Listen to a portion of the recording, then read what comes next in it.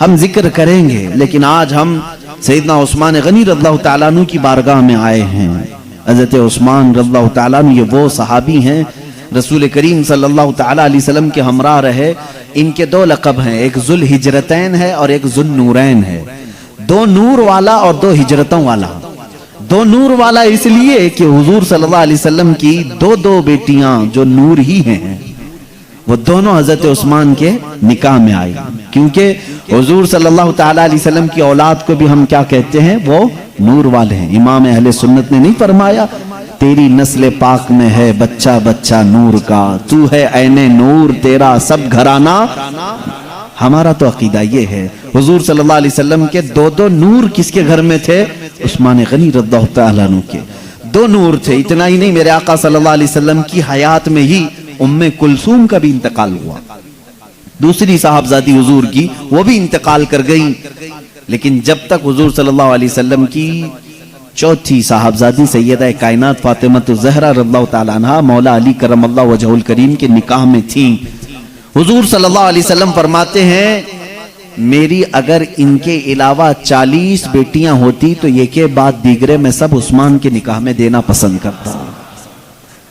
حضرت عثمان غنی رضی اللہ تعالیٰ عنہ سے میرے آقا صلی اللہ علیہ وسلم کا وہ لگاؤ تھا۔ آپ کی زندگی کی بڑی تفصیلات ہیں، میں دو چند باتیں ہی لے کر کے آپ کے سامنے آؤں گا۔ آپ کی سب سے بڑی پیاری جو عادت تھی، خصلت تھی، وہ یہ ہے کہ آپ حیا کے پیکر تھے۔ شرم و حیا اس قدر تھی، اللہ اکبر، جس کو خود میرے آقا صلی اللہ علیہ وسلم فرماتے ہیں۔ حضرت عائشہ صدیقہ رضی اللہ تعالیٰ عنہ اس حدیث کی راویہ ہیں، فرماتی ہیں کہ ایک بار میرے آقا صلی اللہ علیہ وسلم اپنے حجرے میں لیٹے ہوئے تھے، پیر لمبے تھے، تہبند حضور صلی اللہ علیہ وسلم جو پہنتے تھے لنگی شریف وہ تھوڑا سا پنڈلیوں تک اوپر آئی تھی۔ اس اسنا میں سیدنا ابو بکر صدیق رضی اللہ تعالیٰ عنہ حجرے میں داخل ہوئے، حضور صلی اللہ علیہ وسلم بدستور لیٹے رہے۔ حضرت عمر فاروق رضی اللہ تعالیٰ عنہ پھر تھوڑی دیر کے بعد آئے کمرے میں، حضور صلی اللہ علیہ وسلم لیٹے رہے۔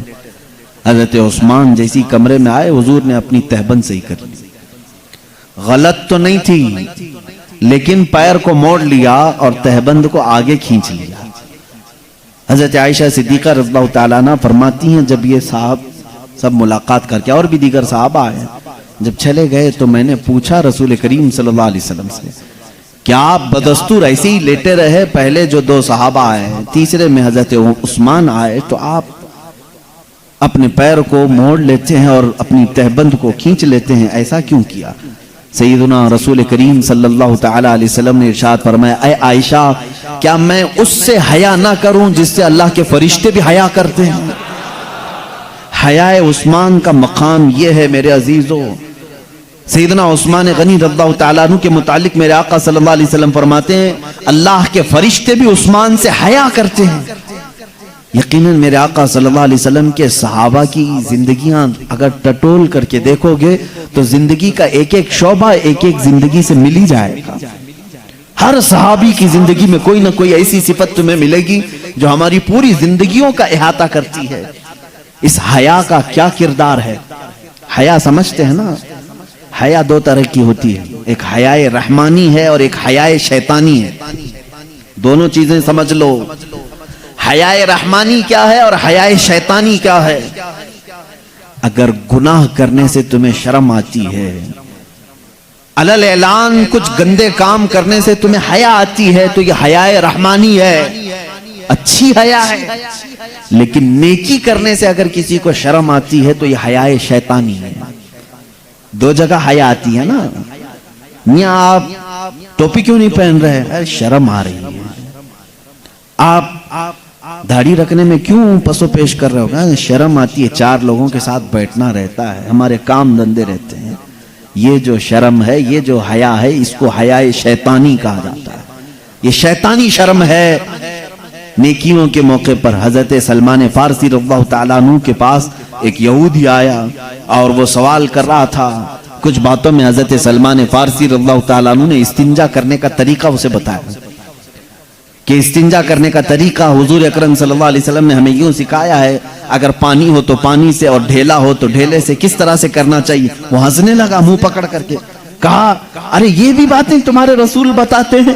سلمان فارسی رضی اللہ تعالیٰ عنہ نے فرمایا واللہ شریعت کو سیکھنے میں جو حیا کرتا ہے وہ ہم میں سے نہیں ہے۔ حضور صلی اللہ علیہ وسلم نے فرمایا کہ حضور اکرم صلی اللہ تعالیٰ علیہ وسلم ہمیں ہر مسئلے کو بتاتے ہیں اور شریعت میں کوئی حیا نہیں۔ حیا تو اس وقت کرو جب تنہائی میں گناہ کر رہے ہو، گناہ کر رہے ہو۔ آج اس حیائے رحمانی کا فقدان مجھے نظر آتا ہے۔ یہ حیائے رحمانی کہاں چلی گئی جو سیدنا عثمان غنی رضی اللہ تعالیٰ عنہ نے ہمیں اپنی زندگی پاک میں دیا تھا؟ جانتے ہیں میرے عزیزو، ایک مرتبہ ایسا ہوا حضرت عثمان غنی رضی اللہ تعالیٰ عنہ کی زندگی میں، یہ بات حیا سے بھی تعلق رکھتی ہے اور وفاداری رسول سے بھی تعلق رکھتی ہے، غور سے سنیں آپ۔ جب حدیبیہ کے مقام پر حضور صلی اللہ تعالیٰ علیہ وسلم کے ساتھ 1400 صحابہ تھے، کل میں نے بتایا تھا کہ حضور صلی اللہ علیہ وسلم اپنے صحابہ کے ساتھ عمرہ کرنے کے لیے نکلے ہیں، لیکن مکہ والوں نے بیچ راستے میں آپ کو روک لیا، کہا کہ ہم عمرہ کے لیے جانے کی اجازت نہیں دیتے۔ 35 کلومیٹر صرف باقی رہ گیا تھا مکہ، روک دیا۔ حضور صلی اللہ تعالیٰ علیہ وسلم نے اپنی طرف سے بات چیت کرنے کے لیے مکہ والوں سے حضرت عثمان کو بھیجتے ہیں، کیونکہ مکہ والے حضرت عثمان کی بڑی عزت کرتے تھے، وہ بہت محترم تھے مکہ والوں کی نظر میں۔ حضور اکرم صلی اللہ علیہ وسلم نے حضرت عثمان کو اپنا نائب بنا کر مکہ بھیجا بات چیت کرنے کے لیے۔ حضرت عثمان غنی رضی اللہ تعالیٰ عنہ بھی احرام پہن کر کے آئے تھے۔ کہاں سے؟ مدینے سے احرام پہن کے آئے، اور وہ پہنچ گئے مکہ میں۔ مکہ والوں سے بات چیت کرنا تھا، صلح کی بات کرنی تھی کہ ہمارا راستہ چھوڑ دو، ہم کو آنے دو، حرم کعبہ کا طواف کرنے دو، ہمیں عمرے کے ارکان ادا کرنے دو۔ سیدنا عثمان غنی رضی اللہ تعالیٰ عنہ جب بات چیت کرنے کے لیے آئے تو اس وقت مکہ والوں نے منع کر دیا کہ ہم محمد صلی اللہ علیہ وسلم اور ان کے ساتھیوں کو مکہ میں داخل ہونے ہرگز نہیں دیں گے، لیکن ساتھ میں انہوں نے ایک بات یہ بھی کہی، اے عثمان تم آ گئے ہو مسجد حرم تک۔ کہاں آ گئے تھے؟ مسجد حرم مکہ تک۔ تم چاہو تو اپنا عمرہ پورا کر لو اور چلے جاؤ، محمد صلی اللہ علیہ وسلم اور ان کے دوسرے ساتھیوں کو آنے کی اجازت نہیں دیں گے۔ حضرت عثمان غنی رضی اللہ تعالیٰ عنہ باب حرم پر کھڑے ہیں، خانہ کعبہ قریب میں ہے، کہتے ہیں اے لوگو، زندگی بھر میرے جسم پر احرام رہے تو رہ جائے، بغیر نبی کے عمرہ کا ایک چکر بھی نہیں کروں گا، خانہ کعبہ کے طواف کا ایک چکر بھی نہیں ادا کروں گا۔ اگر تم نے نبی کو روکا تو نبی کے بعد پھر عمرہ ہے کیا چیز؟ یہ صحابہ کا ایمان تھا۔ بغیر رسول کریم صلی اللہ تعالیٰ علیہ وسلم کے انہوں نے منع کر دیا کہ میں آ تو گیا ہوں لیکن تم جب نبی کو روکے ہو تو میں کیسے عمرہ کروں؟ نہیں کیا، احرام کے حالت میں تھی۔